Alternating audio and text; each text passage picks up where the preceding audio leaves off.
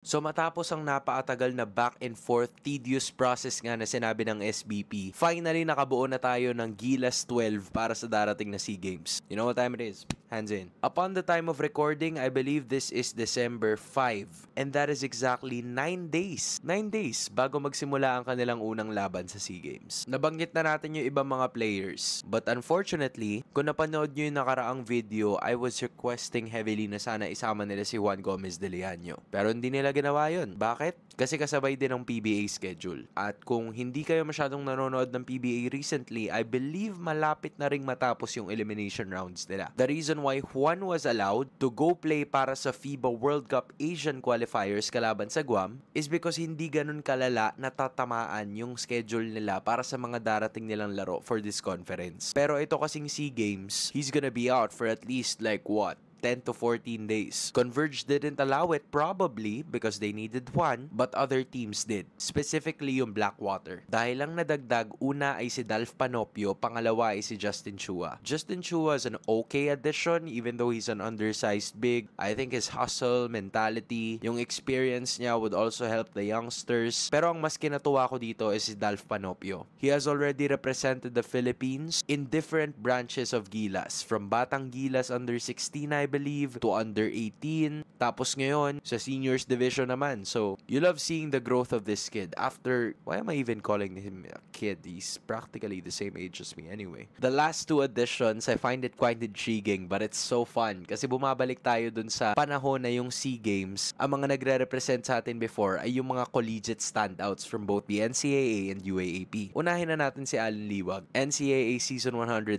MVP. Ang concern ko lang dito ay yung time constraint ni Allen Liwag at kung makakapasok ba sila ng finals pag tatalo nila yung San Beda, how is that gonna look like for him? How conflicting is it gonna be? At makakasama ba siya dun sa short time training camp? Kasi wala tayong choice eh. Ang hirap ng ruling eh. Tapos yung isa naman ay si Cedric Manzano. I'm so happy for him after being loyal for Adamson over the past 5 years. Doon na natin siya nakitang mag-grow. His performance was good enough to get a green light from Coach Norman Black. Kahit di sila nakapasok ng Final Four this season, he made it to the final cut. He can turn being a second option to a prime opportunity para maipakita sa SEA Games na kaya niya maipagsabayan in the international stage. You'll never know.